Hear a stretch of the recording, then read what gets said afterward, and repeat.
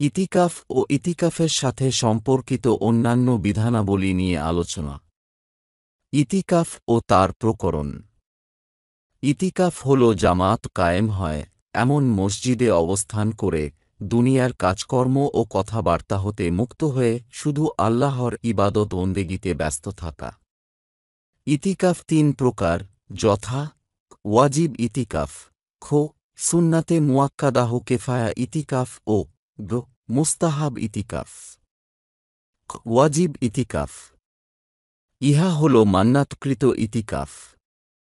যে ব্যক্তি ইতিকাফ করার মান্নাত করে তার উপর ইতিকাফ করা ওয়াজিব হয়। খ সুন্নাতে মুয়াক্কাদাহ কেফায়া ইতিকাফ ইহা রমজান মাসের শেষ 10 দিনে আদায় করতে হয়।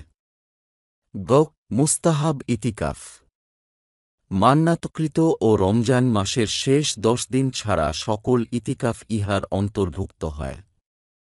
ইতিকাফের মেয়াদ। ইতিকাফের প্রকারভেদের কারণে ইতিকাফের মেয়াদ বিভিন্ন রকম হয়।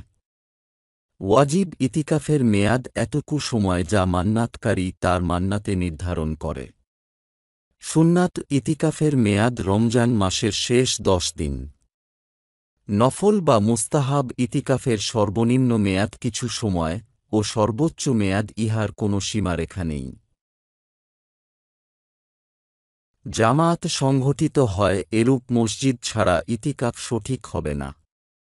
যে মসজিদে ইমাম ও মুয়াজ্জিন আছে তা এমন মসজিদের কথা। নারীরা তাদের গৃহে ইতিকাফ করবেন, আর ইহা নারীদের গৃহের নামাজের স্থান। মান্নাতের ইতিকাফের জন্য রোজা শর্ত। সুতরাং মাসনুন ও মুস্তাহাব ইতিকাফের সঠিকতার জন্য রোজা শর্ত নয়। ইতিকাফ ফাসিদ বা নষ্টকারী বিষয়সমূহ। ইতিকাফকে নষ্ট করার কয়েকটি বিষয় আছে। তন্মধ্যে নিম্নোক্ত বিষয়সমূহ ইতিকাফকে ফাসিদ বা নষ্ট করে দেয়, যথা: ১ কারণ ছাড়া মসজিদ হতে বের হওয়ার দ্বারা। ২ হায়েজ বা নেফাস শুরু হওয়ার দ্বারা। ৩ স্ত্রী সহবাস বা সহবাসের প্রতি আকর্ষণকারী বিষয়ের দ্বারা, যেমন চুমো দেওয়া বা স্পর্শ করা। ইতিকাফ অবস্থায় মসজিদ হতে বের হওয়ার বৈধ বিষয়সমূহ।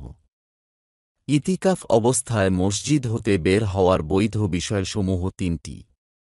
এছাড়া অন্য কোনো কারণে মসজিদ হতে বের হওয়া যাবে না। এসব বৈধ বিষয়সমূহ হল: ক প্রাকৃতিক কারণ। ইতিকাফকারী জানাবাতের গোসল ও পেশাব পায়খানা করার জন্য মসজিদ হতে এই শর্তে বের হবে যে সে মসজিদের বাইরে তার হাজত সম্পন্ন হওয়ার সময় থেকে বেশি সময় অবস্থান করবে না। খ শরীয়ত সম্মত কারণ।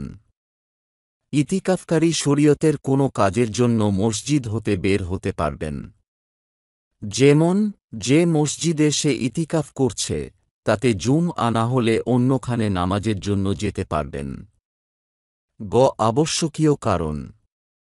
যেমন ইতিকাফকারী যদি ইতিকাফের মসজিদে থেকে যায়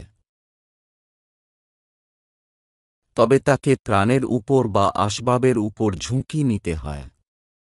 আবার যদি মসজিদকে ধ্বংস করে দেওয়া হয় তবে সে মসজিদ হতে এই শর্তে বের হবে যে সে অতি দ্রুত ইতিকাফের নিয়তে অন্য মসজিদে চলে যাবেন। ইতিকাফকারী মসজিদে পানাহার করতে পারবেন এবং মসজিদে ক্রয়বিক্রয়ের সামগ্রী উপস্থিত করা ছাড়া প্রয়োজনীয় জিনিসের কেনাবেচা করতে পারবেন। ইতিকাফকারীর জন্য মাকরুহসমূহ। কতক বিষয়ে ইতিকাফকারীর জন্য মাকরুহ হয়। যে সব বিষয়ে ইতিকাফকারীর জন্য মাকরুহ তা হল: ১ ব্যবসার জন্য ক্রয়বিক্রয় করা মাকরুহ হয়, তা পণ্যদ্রব্য উপস্থিত করুক বা না করুক। ২ ইতিকাফকারীর বা তার পরিবারের জন্য প্রয়োজনীয় দ্রব্য সামগ্রী ক্রয়বিক্রয়ের জন্য মসজিদে উপস্থিত করা। ৩ ইতিকাফকারী যদি চুপ থাকাকে ইবাদত মনে করে তবে তা মাকরুহ হবে, আর যদি চুপ থাকাকে ইবাদত মনে না করে তবে তা মাকরুহ নয়। ইতিকাফের আদব বা মুস্তাহাবসমূহ। ইতিকাফের জন্য কয়েকটি মুস্তাহাব বিষয় আছে, যা পালন করলে বাড়তি সওয়াব পাওয়া যায়। নিম্নোক্ত বিষয়সমূহ ইতিকাফের জন্য মুস্তাহাব। ১. সৎকথা ছাড়া অন্য কথা না বলা। ২. ইতিকাফের জন্য সর্বোত্তম মসজিদ নির্বাচন করা, আর তা হল মক্কাবাসীদের জন্য মসজিদুল হারাম, মদিনাবাসীদের জন্য মসজিদুল নব্বী, বায়তুল মুকাদ্দাসবাসীদের জন্য মসজিদুল আকসা আর অন্য সবার জন্য এলাকার জামে মসজিদ।